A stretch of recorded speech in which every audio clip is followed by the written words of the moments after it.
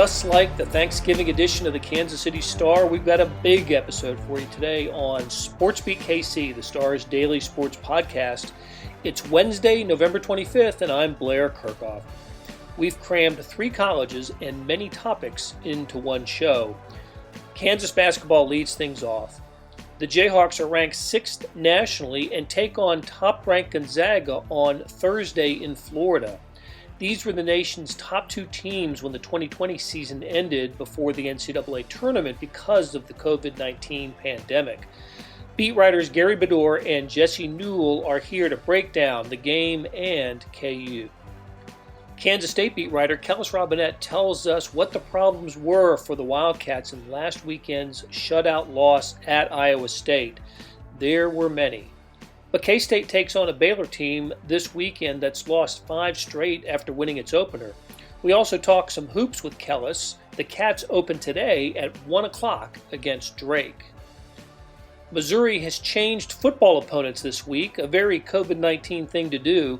Souichi Terada tells us who the Tigers were scheduled to play when the week started and who Mizzou will see on the field on Saturday. We also talk some basketball with Souichi, with the Tigers returning nearly every player from last year's team. Missouri opens tonight against Oral Roberts.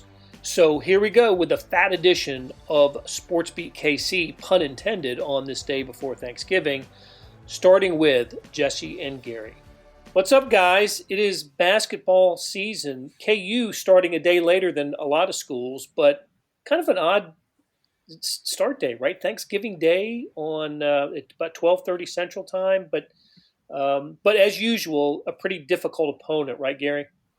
Yeah, they open with Gonzaga, which will be only the second time in history they've ever played them.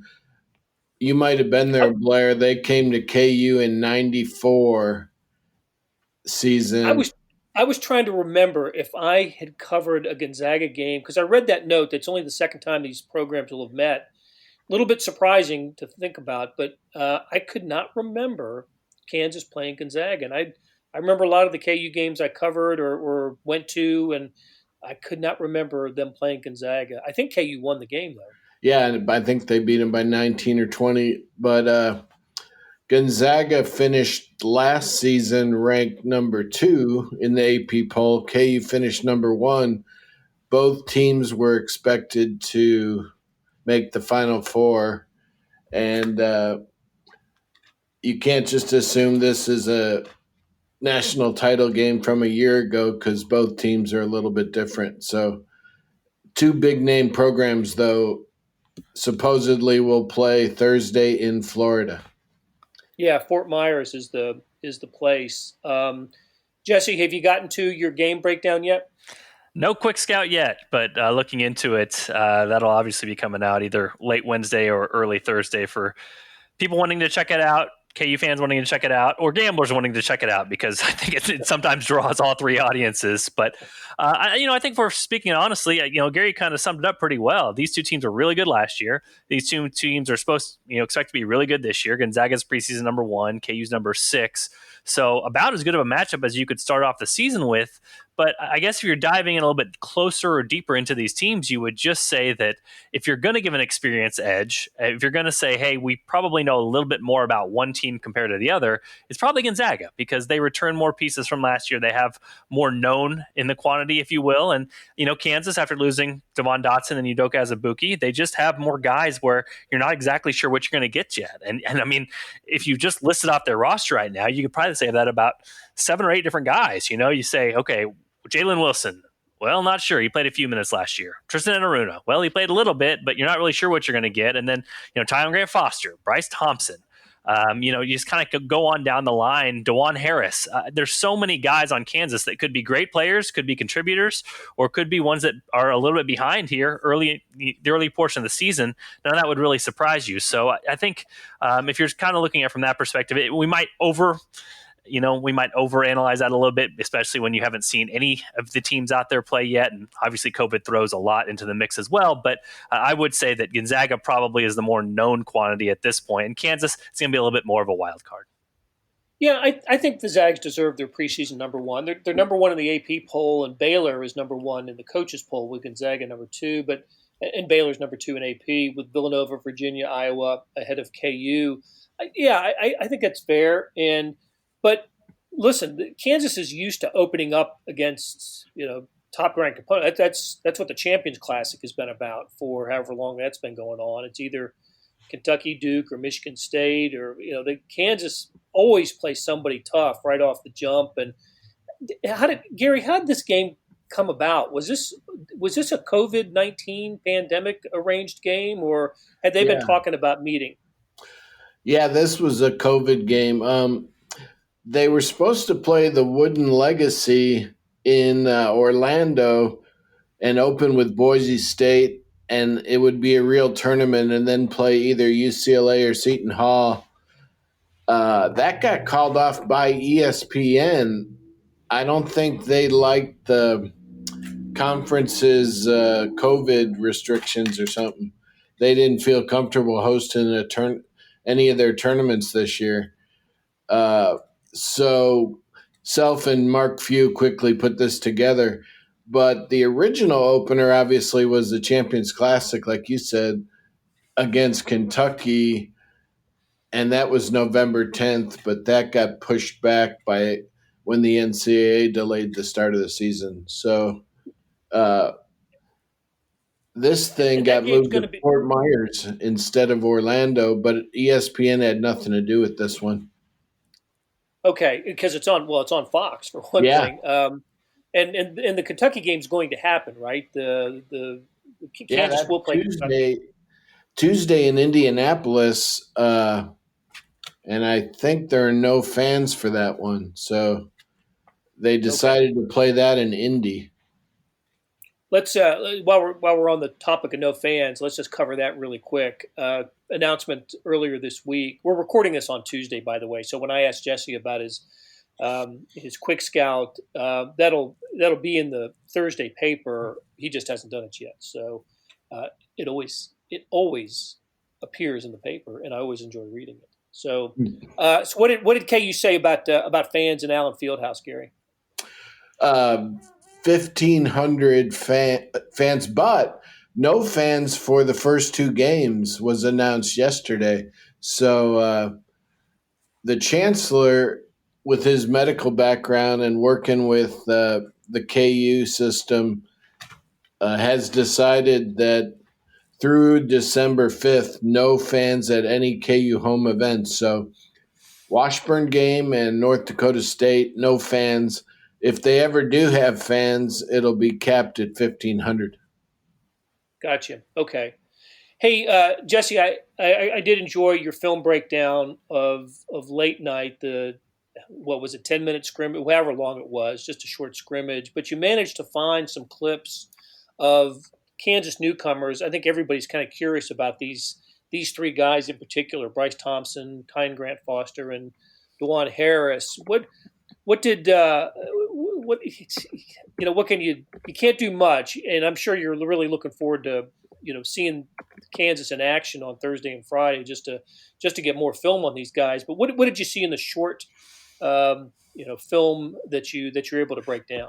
Yeah, and Bill Self has been talking about these guys, and I think overall when he gives evaluations, he tends to be pretty honest and sometimes brutally honest. And I think what he's said so far about these guys mostly lined up with what went into that late night scrimmage, which again was shot even a couple weeks before the actual late night thing was aired. So we're talking about a very preliminary scrimmage on one of the first days of official practice. So you really do have to be careful about how much you take from it. But yeah, Bryce Thompson seemed to show really good instincts. He's the son of a coach. Obviously, his dad played for Bill Self. So there was a defensive play in there that I noted that he really had good recognition and kind of blew up the play and then recovered to his man really well. Some of those things that you usually see from like juniors and seniors, the Marcus Garrett types, but seeing that from a true freshman, I think it's encouraging for Kansas.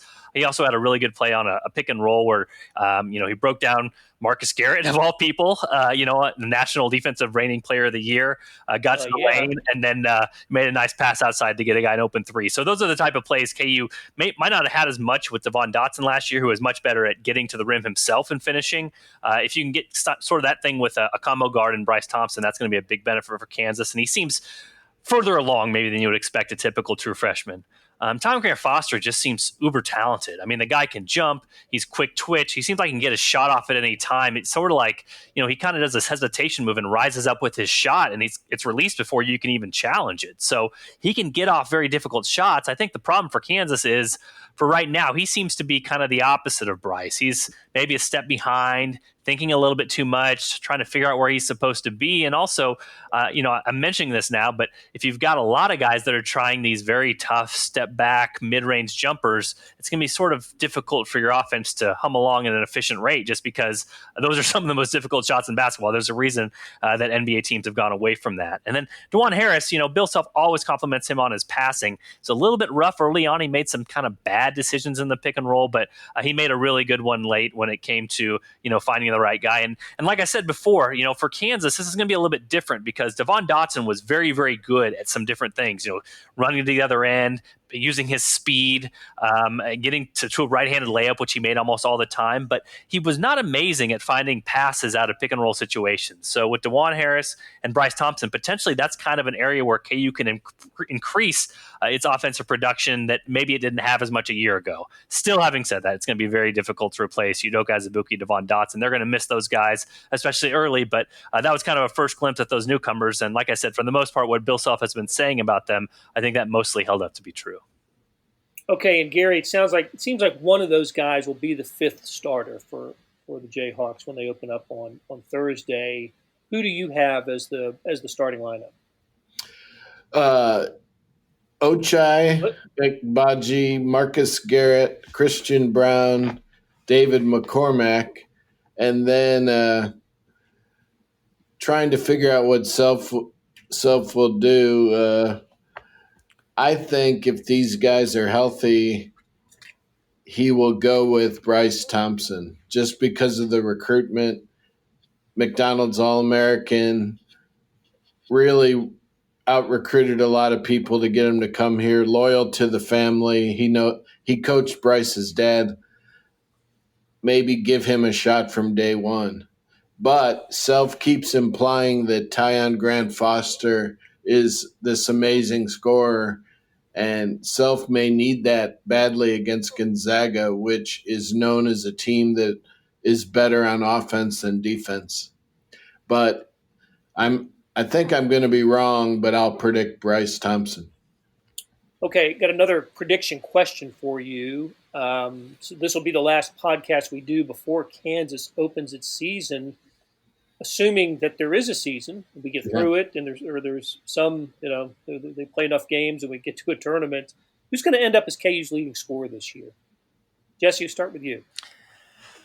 Yeah, I think my answer changes. I think I've been on a couple podcasts lately where, you get asked that, and probably you asked me that, Blair, is what I'm kind of recalling, and I probably said something.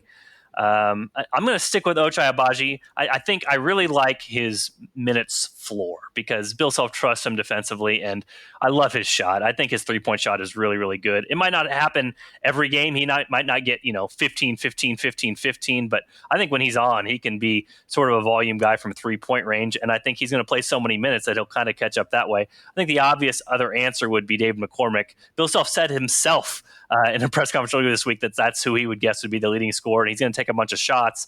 Like I said before, though, there's a difference between taking shots and being efficient, and I think that's kind of the question that KU's going to have. I mean, David McCormack can shoot 18-foot jumpers all day, but there's another thing is whether you want him to actually do that because your offense will not be as efficient as it potentially could be. So I'll stick with Ochai, but again, the fact that Bill Self said it's probably going to be David McCormack, it doesn't make me too encouraged that my pick is going to be right.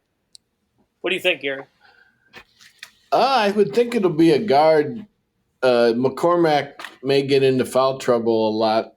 So Jesse's pick is probably pretty good because last year Dotson led him at 18. I doubt Marcus Garrett will lead them. He's the new point. So if Ochai has improved his outside shot and can hit 3 to 4 threes a game, he would be a good bet. Because everybody else, you just don't know about minutes. And one thing that was consistent last year was Ochai will get a ton of minutes. Yeah, he's the top returning scorer at 10 a game, and McCormack at 6.9, 4.1 rebounds. So Okay, we'll leave it at that, except to say that KU has a football game on Saturday, playing TCU in Lawrence. One of 3 scheduled remaining games for the Jayhawks. So, hey, Gary Bedore, Jesse Newell, great catching up with you guys, and we'll talk again next week. Thanks, Blair. Thank you. Hey, it's Blair. We have a special subscription offer for SportsBeat KC listeners, unlimited digital access to the Kansas City Star's award-winning sports coverage. Sign up now for 1 year of Sports Pass for access to all the sports news, features, and columns presented on the kansascity.com site, and it's only $30. That's a 40% savings off our regular rate. Your subscription will automatically renew after the initial term at $50 unless you tell us to cancel. Your subscription helps support the sports coverage of kansascity.com and the Kansas City Star, and that support has never been more important. Please visit kansascity.com/SportsBeatKC offer to get this special offer. And as always, thanks for listening. Kellis, I want to talk about the basketball team and the season here, but I don't think we can start talking about Kansas State sports without beginning with what in the world happened in Ames, Iowa last weekend. And I just hadn't seen a Chris Kleiman team lose in that fashion. What happened? Yeah, I mean, that was a new one for everybody involved. It was the worst loss that Chris Kleiman has ever had as a head coach. It was the worst loss that Kansas State has had, period, since 2015 when Baker Mayfield in Oklahoma came in here to Manhattan and won 55-0. And it's the first time Kansas State has lost by shutout to Iowa State since 1978 bizarrely in a series they've completely owned for the last 13 years. So this was kind of the bully or the bullied turning into the bully here and just kicking some sand in Kansas State's face. So it was bizarre to see, but it was just, I think, a kind of a perfect storm of factors. We all know Kansas State was dealing with a lot of COVID issues last week. They took the field without both their starting linebackers. They're also missing one of their best receivers. And, down 3 starters, losing those 3 guys doesn't necessarily explain why Iowa State was so dominant, winning 45-0. But I think Kansas State knew going into this game if they were going to win, they had to take an early lead. They had to play with them in the first quarter. They couldn't do it. They fell behind 14-0. They let Iowa State score touchdowns in their first 2 drives, and the one opportunity they had to score themselves, they got turned away at the goal line on 4th down. So I think just right there, they knew, boy, we missed our one opportunity to make this a game, and then it snowballed on them. And by the end of it, you're looking up and you're scratching your head saying, boy, that really got out of hand. Yeah. And now we've got us a real live quarterback situation in Manhattan. Will Howard went to the bench, coach's decision before halftime. Nick asked, finish it up. Where's it stand now? We don't know for sure. The only clue that Chris Kleiman has said is that he expects to give most of the first team reps to Will Howard this week, assuming that he's healthy enough to take them. So that would make you think he's, for now, leaning towards starting Will Howard, the true freshman, once again at Baylor on Saturday. But he's had 3 opportunities now to name Will Howard the starter. He was asked immediately after the game on Monday, and then again today if he knew who was going to start in the game, and he said that he does not. So the door is open for Nick Ost. If there's a time for him to step up and start a game and show what he can do, this is his week to do it. I think they're gonna wait and just see how both quarterbacks practice this week and make a decision later, Thursday or something like that. And who knows, maybe we see both of them. Okay. Thank you for correcting my pronunciation. It's Ost, Nick Ost. Yeah, weird pronunciation. Looks like Ast, just spelled A-S-T. So he's a former walk-on from Cimarron, an all-around good guy. Everybody says great things about him. Unfortunately, he didn't really lift the offense any better than Will Howard did last week. Took a lot of sacks, scored 0 points. So it's not a great situation. It's not like he's choosing between Baker Mayfield and Kyler Murray here. They'd much rather play Skylar Thompson if they could. Right. Hey, and something else that I thought about, and you did write about this after the game, is look, there have been a lot of, in addition to COVID-19 pandemic issues, there just have been some, more than the usual amount of transfers out of the program. And, they didn't all happen at once. It happened over, several weeks and months. And, but it's starting to add up a little bit. And the tone of some of the players after the game was such that maybe they feel like they're in a, backs are to the wall and maybe have to overcome a little adversity right now. Yeah, that was interesting to hear. Before we heard Deuce Vaughn and Cody Fletcher both separately say that they thought that was a distraction to see 10 players over the course of a few months enter the transfer portal. It was a hot topic around these parts. Is it a big deal? Is it not a very big deal at all? It's just really hard to gauge because there are more transfers than usual out there this season. There's something like 650 people in the NCAA transfer portal right now, which is about triple what it normally is. And a lot of it can be explained. There's COVID going on. Players are unhappy. It's not the greatest time to be a college student or a college athlete. So it's understandable that a lot of players might look, to transfer closer to home, or if they're unhappy, just go that route, especially with new rules coming through that should allow players to transfer without sitting out here next season. So it's just an interesting thing. But, as much as you can explain it away, losing 10 guys is abnormal for Kansas State. That's the highest number in the Big 12. It's one of the highest numbers in the country. And I think that kind of what they were getting at is just that a lot of players, when they faced adversity this season, rather than sticking it out and saying, you know what, I'm going to push a little harder and do what's best for the team, they're just outright leaving. They're not even showing up for practice and maybe not taking on leadership roles. They're just saying to heck with this and leaving. So I think that's where the distraction thing came from, is that it just kind of got into some people's heads that not everybody is rowing the boat the same way here. Not everybody is totally committed to the team, but it sounds like, at least over the last 48 hours, they've hashed some of that out and come together a little bit more than they were previously. Interesting. Okay, so it's 3 consecutive losses for Kansas State, 2 by lopsided margins. They lost at West Virginia by 27.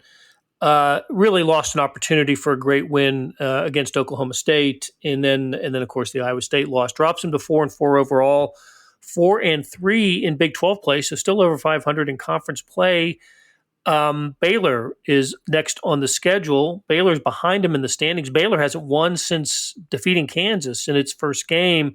So I would think, yes, there is some uncertainty at quarterback and other areas, but a victory opportunity for the Wildcats on Saturday. Yeah, Baylor is the favorite here. They opened -5 in the Vegas odds this week. So by certainly no means is it an easy task, but it's definitely the most winnable game left on the season. Like you said, everybody but Kansas has beaten Baylor this year. It's just been a very difficult situation for new coach Dave Aranda down there. Didn't get spring ball, didn't get a non-conference game because it was canceled because of COVID. They lost a game to Oklahoma State, I believe, because of COVID. So they've played less than anybody. They've had less time around their coach than anybody. If ever there was a time for Kansas State to get right, even on the road, this is it. Baylor is no powerhouse team this season without Matt Rule. So, there's a lot for Kansas State still to play for. They can finish with six wins in conference play, which would be really good. They just got to go out and find a way to do it. Okay.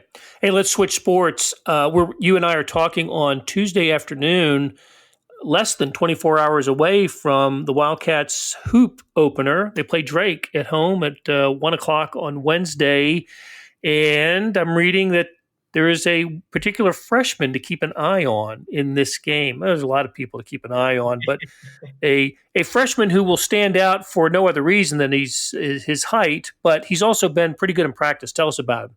Yeah, Davion Bradford. He's a 7-footer from St. Louis, and I've the recruiting experts have said this is Bruce Weber's best class that he's brought in since he's been at Kansas State, with Selton Miguel, Nigel Pack, and Bradford, who are all 4-star recruits, very highly regarded players, all top 150 last year. But the guy I've always kind of had my eye on most was Bradford, because he's the kind of player that just for whatever reason Kansas State hasn't had lately, which is a big, tall rim protector in the front court who can not only play some defense but actually catch the ball, make some moves in the paint, and score and finish, which is something that no offense to the guys they've played over the last couple of years, they just haven't had. It's always been an adventure to see if they can even hang on to the ball when they're getting entry passes. So it's a new era in Kansas State. I'm not sure exactly what in the world to expect on the basketball court on Wednesday. We haven't seen him scrimmage. We haven't seen him play an exhibition game. Even Bruce Weber says there have been times where they've only had 7 or 8 guys available at practice because of COVID and other injuries. But the one thing he said about, been consistent about through all of it, is that he's been very, very impressed with Bradford. He's lost 25 pounds since he's arrived on campus. So he's about 7 feet, 250 pounds. I'm really looking forward to seeing what he can do, even if he is coming off the bench as a true freshman. I just think that having a rim protector and a guy who can finish just brings a whole new element to this team, and it's something we haven't seen in a long while. Well, I'm with you on that. That's I'm really looking forward to seeing him in action. So, all right, Kellis, great catching up, and we'll talk to you again next week. All right, Blair. See you then.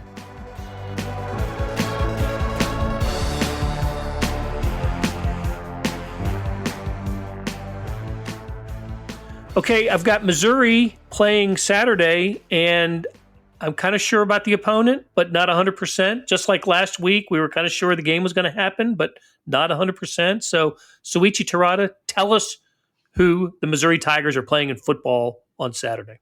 Yes, if you had asked me yesterday, it would have been the Arkansas Razorbacks, but today on Tuesday, it is, or I guess this is posting Wednesday, but it is now the Vanderbilt Commodores. We're transparent. We're recording Tuesday, but posting Wednesday. And yes, again, it is a different opponent than what we entered the week with, isn't it? Yeah, it's Vanderbilt. Everything is actually the same except for the opponent. It is still at 11 a.m. at Memorial Stadium on SEC Network. So all of that is still the same except just the opponent is different in Vanderbilt. I think actually it's if you're going to have an opponent changed, I guess the Monday of the game week ahead of your Saturday game, Vanderbilt is probably the one opponent you kind of hope for. You're not game planning for a Florida, Georgia, or Alabama. It is the 0-7 Vanderbilt Commodores. So I guess if there's a silver lining, it's that. Yeah, I'm sure that would be a fan's perspective on this. I was really looking forward to a Missouri-Arkansas game just because I've admired what both programs have done this year. The turnarounds of both programs. Arkansas is probably even more impressive than Missouri. I mean, Arkansas was behind Missouri, has been for the last few years. And Sam Pittman's just done a terrific job turning it around, just as Eli Drinkwitz has done at Missouri. So, what are the chances of Missouri and Arkansas playing this season? There are 2 games that Missouri has had postponed or rescheduled, and what's left for in terms of availability on the schedule for the Tigers? Yeah, so it's kind of messy. So first and foremost, the thing we can kind of knock out is that Mizzou plays at Mississippi State December 5th. So that's kind of set in stone. No need to, I guess, move that as of now. Obviously, with COVID, we don't know that. But so when Mizzou and Vanderbilt were supposed to be rescheduled, it was supposed to be December 12th, but that was all tentative just because essentially, you never know what happens. But now Mizzou, luckily, because the Vanderbilt game was moved, they have December 12th and December 19th. Officially, the same date as the SEC championship game to make up those Arkansas and Georgia games, as you mentioned, Blair. So it's kind of convenient. Those technically aren't officially rescheduled just because the SEC still has to kind of play around with that. But as of now, December 12th, December 19th, Georgia or Arkansas, they can fit it in there. The nice thing, too, is that essentially the new rule changes, Blair, makes it so that Mizzou is able to, or I guess the SEC is able to kind of play around with the schedule as they see fit, just so teams are able to fit it. Just because had the Mizzou-Arkansas game been postponed and Mizzou didn't have an opponent this weekend, then we're looking at essentially, I don't think Mizzou would have been able to fit in 10 games. So that was a recent rule change. I think the date was November 13th or 14th. The SEC officially was like, okay, we're doing this for the rest of the season. So just with the timing and everything, they were able to make it work, which is very fortunate for Mizzou that they were the one team kind of being hit over and over again with scheduling changes, and they're still on track to play 10 games, which is, despite opponents changing, I think you're kind of fortunate to look at it that way.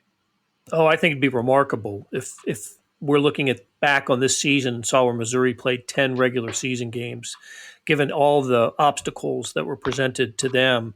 Their most recent game was a victory, 17-10 over South Carolina in Columbia, South Carolina. What did you like best about Missouri's effort in that game?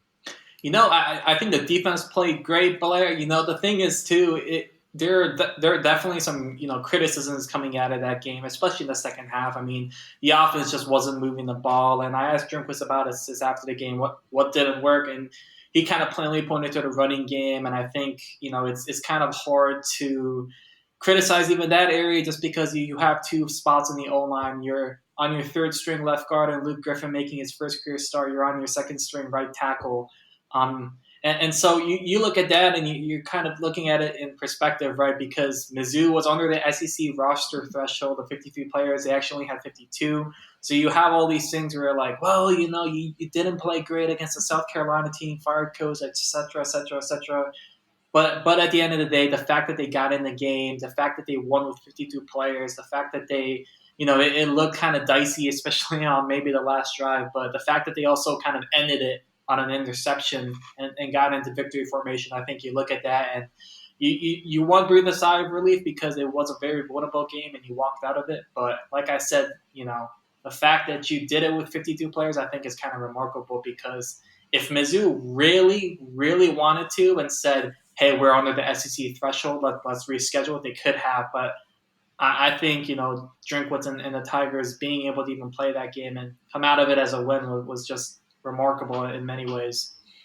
Yeah, evened up the Tigers' record, right, at 3-3. And I know in some circles there was a lot of skepticism about Missouri coming into the season. Some betting houses had Missouri's over/under at 2 or 2.5, and they have surpassed that. So not a bad thing for the Tigers to get to 3 wins, and I think there are more victory opportunities awaiting them, starting with Saturday's game at Vanderbilt.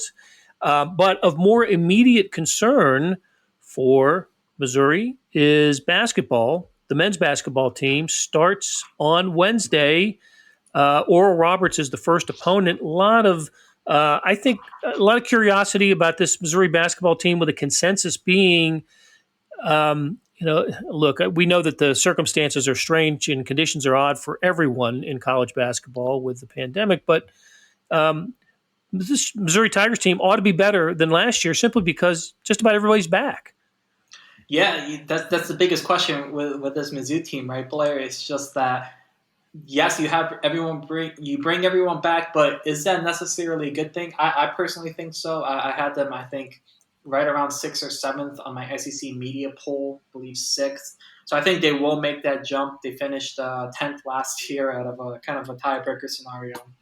But I'm really curious just to see what some players look like, just because you can say all the right things before the season, but obviously, the final result will be in wins and losses. And you look at a few players on this team, and I think there is some talent, but I'm so curious to see how they look, just because you look at a guy like Xavier Pinson, he goes on an absolute tear. The last 9 games of the season, I believe it was 18.8 points per game, which is, he reset his career high in 3 straight home games, which I think was kind of cool to see. So you look at a guy like Pinson, you look at a guy like Jeremiah Tillman, who's entering his senior year. You look at second team All SEC guard Drew Smith.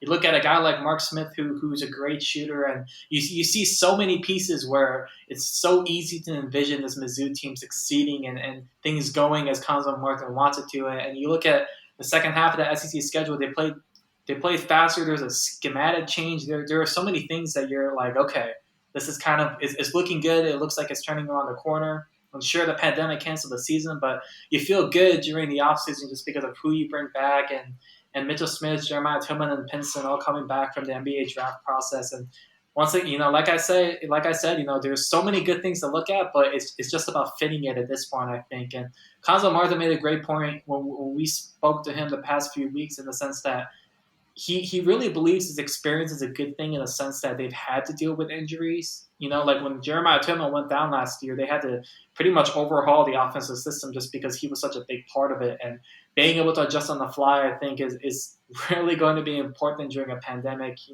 during COVID-19. So I think just between all of those factors, experience and actual proven experience, I think you're looking pretty good about this season. And hopefully Mizzou fans, get to see something a lot better than at times last year when the offense slowed down and, you lose to Charleston Southern and all these things. So, but I think if you're a fan, you feel pretty good going into Wednesday's game.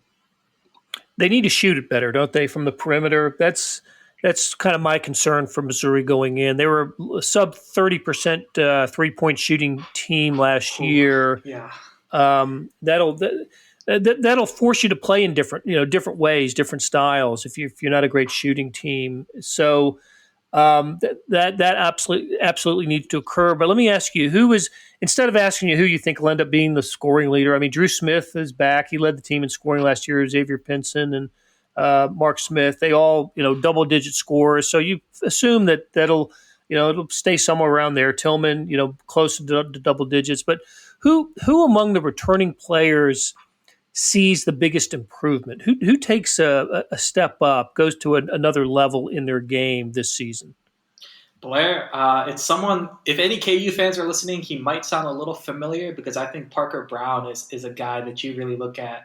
And Conzo Martin has said it multiple times that Parker's kind of been that one guy who's seen the most improvement. And we saw flashes of it last year when he played kind of backup minutes for Reed Nico. Yeah. So, I'm really curious to see how Parker does. We spoke to him briefly a couple weeks ago, and I asked him specifically, like, what is his role? Because, at his height, he can just play Tillman's backup minutes. But he kind of said it depends on, who they're playing, and he can kind of stroke it a little bit.